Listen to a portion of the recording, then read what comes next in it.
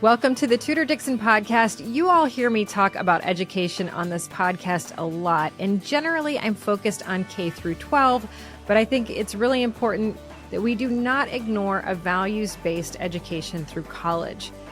Of course, let's be honest, values-based higher ed can be a challenge in today's political climate. I mean, especially right now, we're currently seeing some of our most coveted Ivy League universities embroiled in scandal after a congressional hearing where the university presidents essentially refused to condemn genocide. I mean, it seems impossible that that could have happened. These universities are the cream of the crop. These are what we consider the best of the best. We're talking Harvard, UPenn, MIT, but they don't condemn calls for genocide. Fortunately, here in Michigan, we have Cornerstone University, a values-based university with an amazing president who is joining me today. But before we talk about your education, let's quickly talk about your health, because you can't put a price on your health. I personally stay energized and keep doing what I love every day because I get the maximum servings and nutrition of fruits and vegetables. I rely on Balance of Nature's fruits and veggies in a capsule to give me the maximum nutrition of 31 real whole fruits and veggies every day. Balance of Nature is giving all listeners 35% off any first preferred order plus free shipping with promo code TUDOR. Just go to balanceofnature.com and enter promo code TUDOR to get started today. Balance of Nature's fruits and veggies in a capsule are powered after an advanced vacuum cold process, keeping the maximum nutrition intact. Put your health first the easy way with Balance of Nature's fruits and veggies in a capsule. Get 35% off your first preferred order shipped to you free with promo code TUDOR at balanceofnature.com. I feel good about my health because of Balance of Nature. Check out all the testimonials from people just like you on their website to see how Balance of Nature is making a difference in their lives. Go now to balanceofnature.com and get 35% off your first preferred order shipped free with promo code TUDOR. All right, now I want to welcome in one of my favorite people, Dr. Gerson Moreno-Riano, to the podcast. He is the president of Cornerstone University, and it's a Christian university based right here in Michigan. Welcome to the podcast.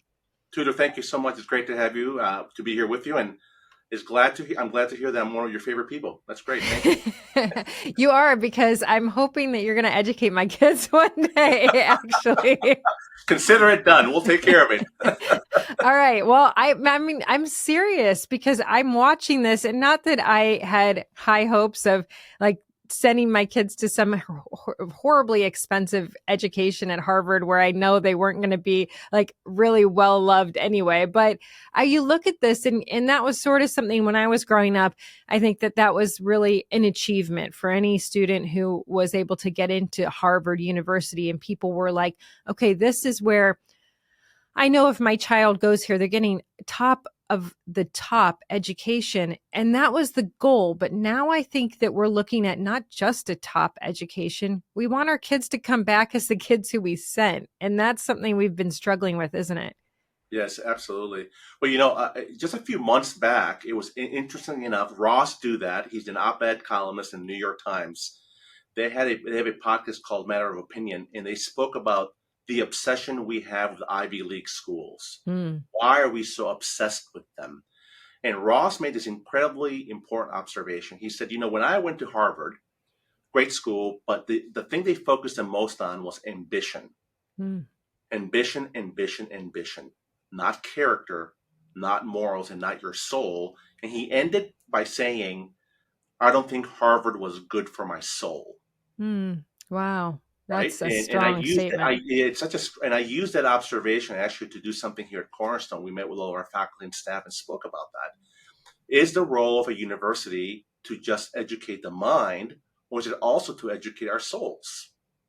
Right? Soul formation, spiritual formation, moral formation. So many ways you can speak about this.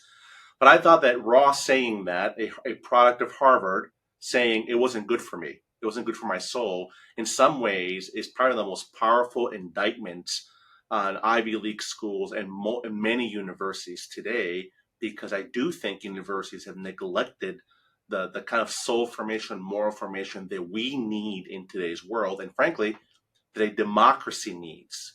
Democracy needs that.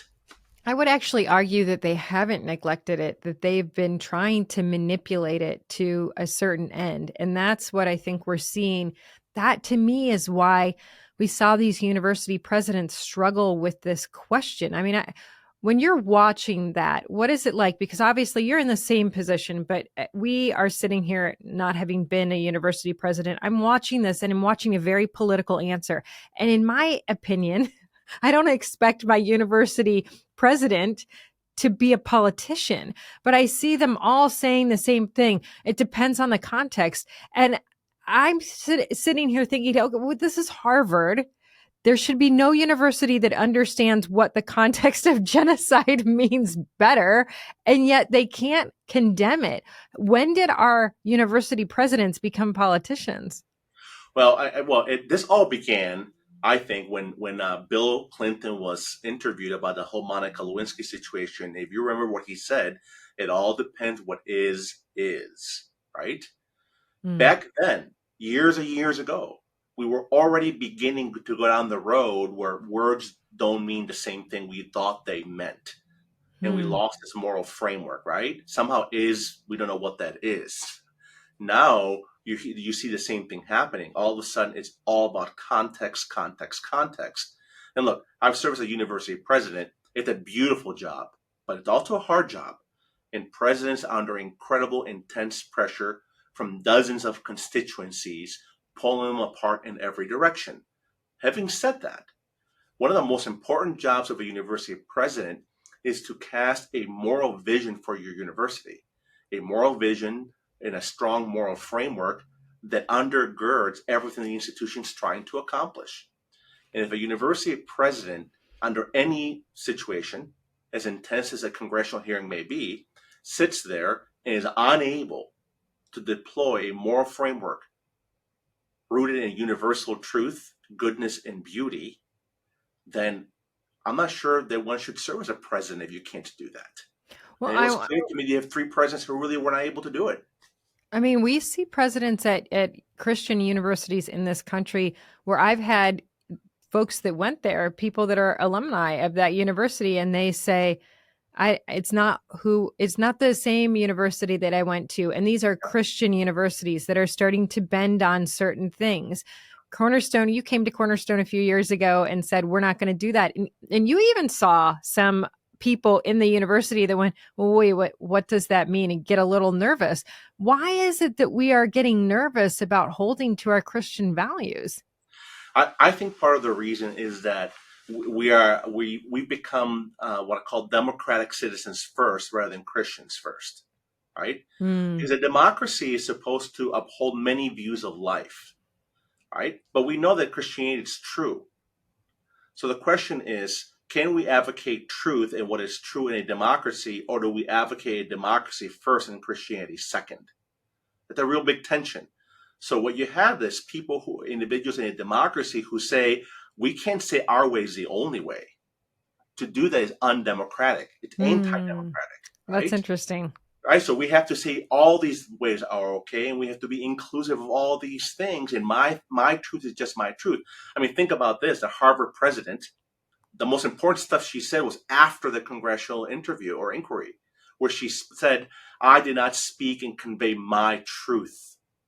Her words, quote unquote, my truth. And that raises this issue. What do you mean your truth? Isn't there a Right? the truth? So I think that's the challenge for some, that even Christians, we're in a democracy. Democracy is supposed to be tolerant and we should put up with everything. And therefore we can't say ours is the only way. But that goes completely against truth, period. How do you use your life experiences to teach this? Because you've had a unique story. You came here as a child from Colombia. That this is a really different government system than the United States. Yeah. So how have you, as an immigrant coming here with nothing, rising up in this country, and really what an achievement to be able to impact the minds and hearts of young people. I mean, that has to be, to me, I'm like, what a better honor to be able to be in the position that you are in and be so well loved at your university. But you have a story that you can share that most people in America don't have. Thank you, Tudor. Well, yeah, actually, 43 years ago, we came. 9 years old. My parents immigrated. I always tell people they left everything behind. My father and mother had two suitcases, a duffel bag, and $300. That's it. Mm-hmm. And no English language, no friends, no family. We landed in what I call the second Ellis Island, Miami, Florida. And then from there, we made our way to Rochester, New York, and grew up there my teen years. And I will tell you, my father to this day will say to me, he did not finish grade school. Um, and he says, what I knew I could give you was I could get you to the land of opportunity. Once you got there, it's up to you what you make of yourself. His words. So I thought, I knew that's sort of the legacy my father gave me, my mother, sort of the inheritance, right? We'll get you there. Now you have to do the rest. And as a child, that always motivated me in significant ways, knowing that I've come to the greatest country there has ever been and probably will ever be, the United States of America. I love this country dearly. And the opportunities you have here, frankly, are unheard of in many other countries.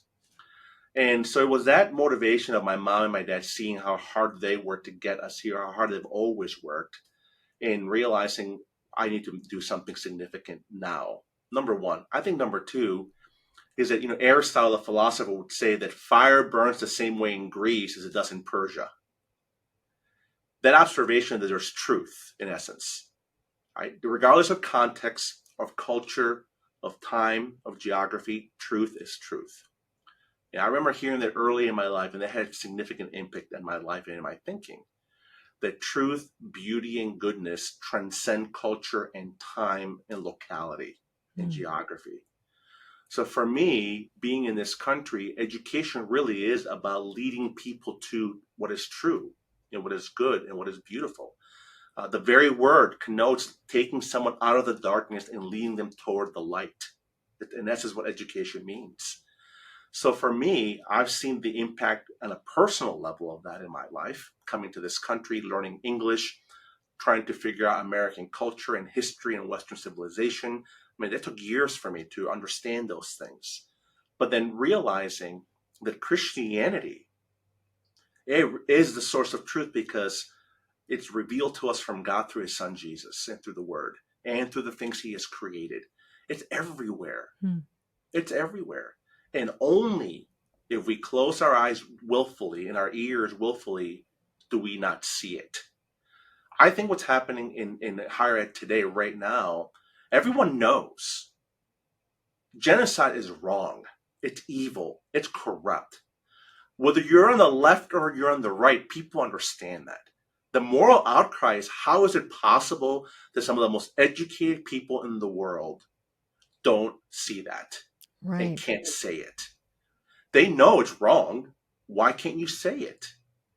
And I think that's such a significant problem that our educational systems of today are not leading people to be able to conclusively affirm this is true, this is right, and this is wrong.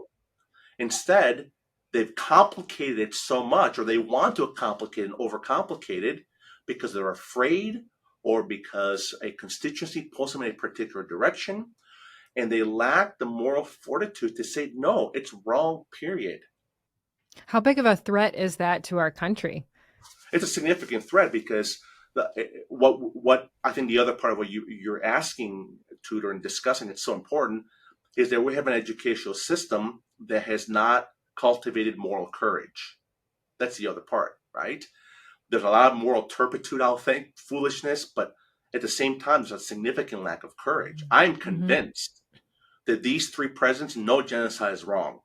I have no doubt about that. Right. I think they're afraid deep down inside of saying it because they are afraid of having to stand up to whatever the group may be. So the lack of moral courage is a significant, significant problem in our country now, because even if we know what is wrong, but we're unwilling to defend it, right? We've got a serious problem. So how do you fight for what is good? It's a real problem. So to your point, it's a dark time for our country right now because of that lack of moral courage. So how do you recruit families into Cornerstone? Because Cornerstone is standing strong. That is intimidating to some, but it's so desired by others. I think there's so many parents out there that do not understand that there is a place to turn. We just assume, hey, I've got to send my kid to the state university. I can't afford a private university. I'm going to go to the state university and I'm going to cross my fingers and hope I get my kid back. But the chances are I'm not going to. And that is, you and I talked about this, that time of life is very critical. You're in your final development of your frontal lobe, all of those decisions, all of those final formations of who you are and what your character will be are happening in those years that you are at university. And we're sending our kids to a university that is filling them with these thoughts and ideas. And it really is on purpose, because whether it is fear of going against or just this idea of you have to be accepting in this environment, in this democracy, we have to be able to look at both sides of things. You're losing your values. How does a Cornerstone come through and shine through to parents in that environment? That's a great question, Tudor. I remember several years ago reading the account of and this university will go nameless for now, of a particular university in North Carolina, where the entering freshman class, I think it was over 1,000 students, came in and they brought in a special speaker to address all the new freshmen. And this person said this to all the new freshmen: everything you've learned from your parents up until now, we are going to undo while you're here. That just gave me chills. Right? This was said. So I remember reflecting on that and thinking, universities are supposed to come alongside families and help the family, not undermine and destroy the family, right? Universities are supposed to be partners with churches and families. We're different. We're a university. We're institutions of higher education. That means something. It's very beautiful and special. But we should not be antagonists to families or antagonists to local communities or antagonists to churches, somehow assuming that we're in a higher plane, a higher level of intellectual achievement, that we can look down upon parents and families and tradition and destroy it. So one of the first things I say to families, we have something here we call the Golden Eagle Days. All the prospects and families come to visit us. And one of the first things I tell the parents is this: thank you for considering entrusting Cornerstone with your son or daughter. I speak to you first as a parent, not as a president. I have 6 children, I say to the parents who visit, and I know what this transition means. It's a difficult one. So thank you for thinking of us and willing to entrust us. Second, please know that if you do, that's a sacred trust for us. And I, as president, and our team, we will honor that and respect it, and we want to come alongside you and help and bless and support your families. And we mean that with all of our heart. So that to me is one of the first things I do, is try to convey the trust factor and the humility factor, that we're going to respect and honor you and the investments you have made over 18, 19 years of life, which, as you know, as a mom, they're significant. That's a lot of time and investment. Well, and that is one thing that I have pointed out on this podcast several times. We so often look so critically at what will happen in K through 12 and then forget that we need to look at it for the next 4 years also.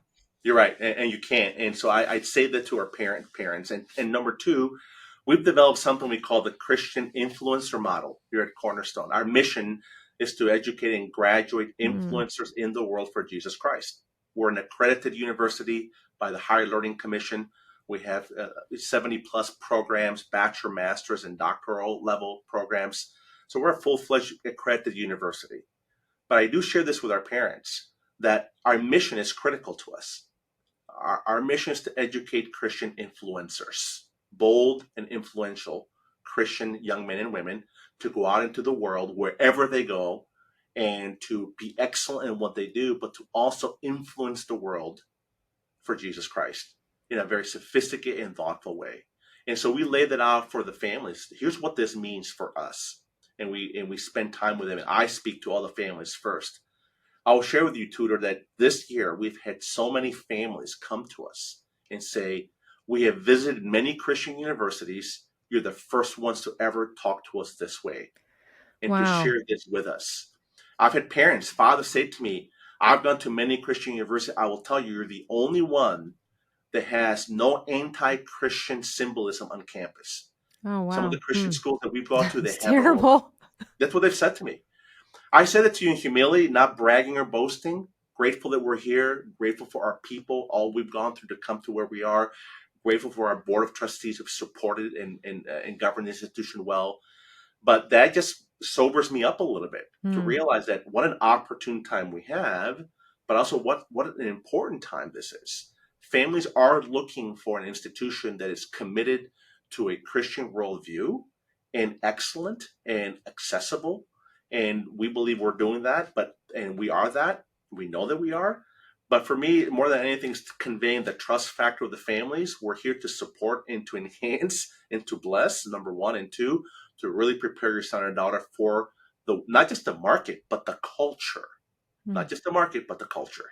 Hmm. I think that's something that in this last political cycle, we've talked about it quite a bit. Those people that thought that we had the strong Christian pro-life culture that has not been impacted by the Christian community, that somehow that has been lost. And honestly, it's the college students that are the highest ones who vote against that. And that's been a shock, I think, to Republicans. They're like, what? How have we lost all these young people? They literally leave their parents' house and they become a voter. And in the state of Michigan, a bill just passed that now you will be able to pre-register when you are 16 and 17 years old to vote. So you know that is because the left is going after those kids hard. So the people that want to change culture are very smart about how they're changing culture. And you're one of the few on our side who is saying, I want to preserve the culture that we have. I want to make sure that we continue with this seeing light and beauty and all of the things that you talked about and that we honor that. But no one wants to touch big ed, higher ed. And that to me is shocking because as we're seeing this, I see very few politicians. We're starting to see the DeSantis's of the world come out and say, hey, I'm going to take on big higher ed. I mean, it used to be big ed that was K through 12. Now it's big higher ed, but it hasn't been a big discussion. So from your life experience, tell us a little bit about how, I mean, saying that is the biggest threat to our national life. That's a big statement. Oh yeah, I wrote a piece in a Washington Examiner several years ago called "How to Revive American Higher Education." And I followed that up with another article that I published. I will tell you, I received a lot of heat for those pieces. There were a lot Mm, of people who came after me for writing those pieces. But I really focused on what I consider to be a significant issue that universities had left behind the essence of why they exist, which is not just a pursuit of truth, but the acquisition of truth and the defense of truth. That's always been the purpose of the universities to pursue, to study, to pursue, to acquire, to defend what is true, what is beautiful, what is good. Um, and and universities have lost that. And it's a long story. That's several podcasts, too, I will tell you. A long history as to why that's happened. But what we have now are universities that are no longer pursuing them, but are pursuing ideologies. And ideology right. is not true. It's just a perspective. Lots of different ideologies. Mm, And universities have become ideological think tanks, quite frankly. Right? And when you have that happening, you're educating the future leaders and citizens of your country, not with a view toward true beauty and goodness, but toward a fractured view of reality, an ideological one, a subjective one that's hard to defend except through some kind of coercion or force. And that's what you have now in the world. What you see with all the protests in schools and canceling speakers, and that's the perspective. We can't argue for what is true. We don't believe in it, as a matter of fact. We have this ideological position that's rooted in our background, race, whatever you want to call it. And you have yours and we have ours, and never shall both meet or converse. So the best thing you have, they will argue, is force. We'll shut you down, we'll cancel you, we'll silence you, we'll assassinate your character and your career until you are silenced. And that's what I think many universities have done. They've advocated that perspective, you that know, view of thinking. you talking about this, it makes me think, just a few days ago, I met a gentleman who was talking about Harvard and said my niece wanted to get into Harvard so badly. And this is just kind of interesting to me because at the time listening to the story, I thought, oh man, this is what we have to do. But now I'm kind of in my mind going, why are we coveting Harvard so much? Right. The idea of having a Harvard education was so important to this girl that she was desperate, and she had great grades, great studies. She entered as a trans man and got into trans studies. And so day one is a trans student in a trans major. Who even knew that was a thing, that you could major in transgenderism? But she's in transgender classes. On day two, she goes back to being a woman and goes into computer science because she figures, and this is an Asian student, but Asians have been so discriminated against that they haven't been able to get into the higher ed. And she goes back, and they're, at the time he was like, this is what we as Asian families are having to do. We're having to game the system just to get into the universities. And part of me was like, man, that's kind of smart to do. But then now I'm thinking about this. I'm like, why do we covet these universities so much that are actually, if you have to pretend to be a different gender and play a game like this to get in, why is it that people are not looking toward values-based education? I think it's just starting to turn for universities like Cornerstone. And that is a time when we can be redirecting these folks and saying, look, you're going to get a top of the line education here as well. Your kids are going to come out also wanting to do good for the world. It's not just, we talk about godly things, but these kids have to impact the world. We're living in the world, so we need them to be good citizens in the world. You are graduating good citizens in the world. There are people who maybe are looking for that and not looking for that Harvard name, but they're afraid that they can't afford it. So what do you tell parents who are going, gosh, listening to this saying, yeah, I'd love to send my kid to a university like that, but I can't afford that? Yeah, great question. I mean, that's one of the key questions in everyone's mind now, right? The cost. The cost is exorbitant for higher education. And we've taken a really hard look at that at Cornerstone now over the last 2.5 years. And even this year, we took a hard look at how we operate, the cost of doing business, the cost of delivering a high quality, world-class education, integrating our faith into our education, our programs, our majors. And I gave our team a charge. I simply said this to them: please develop a revolutionary model for how we price what we're doing.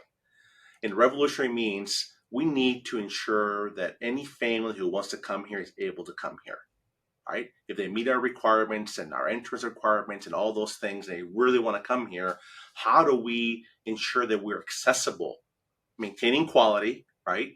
Not being mediocre, maintaining mission, but how do we make it accessible and affordable and reachable to the average American Christian family or anybody else who wants to come? And our team took that on, and a lot of good hard work. And the outcome was we announced a tuition reset of 22%. So we took our tuition down from almost $30,000 a year down to $22,000. That's a significant reset, Tudor, I will tell you. And initially, most of my team didn't think it was possible. And I would always say, look, where there's a will, there's a way. Let's figure this out.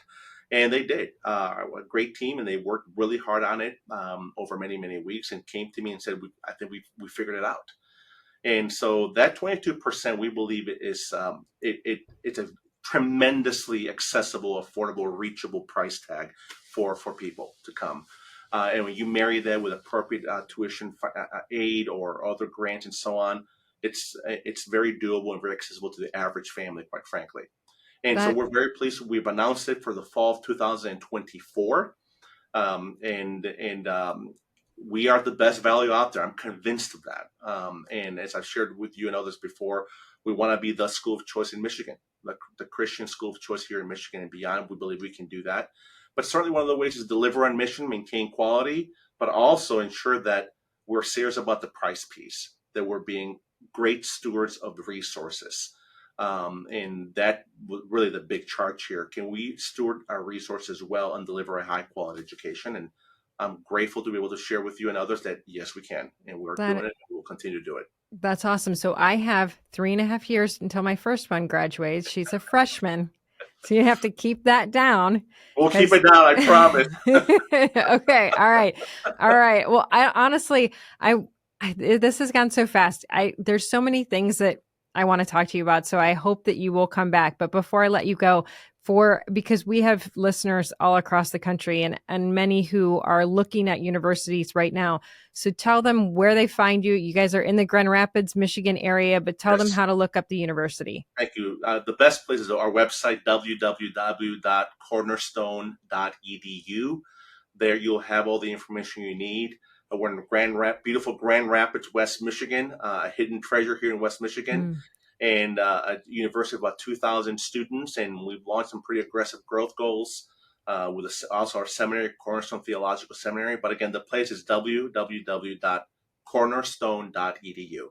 It is so beautiful. I was just there and going through some of the unique classrooms where you can teach in different ways. I mean, you really are doing cutting edge stuff at the same time, graduating students that are going to do great works in this world. And I think that's the important message here is that, do you want your child to come out and say, hey, I've got a degree that, most people are going to go, wow, you're from that university where the president says horrible things? Or do you want your kid to come out of college and say, I've got a degree and a foundation for life that is going to set me up to do great things for other people and to impact this world in a positive way? And that's what you're going to get at Cornerstone.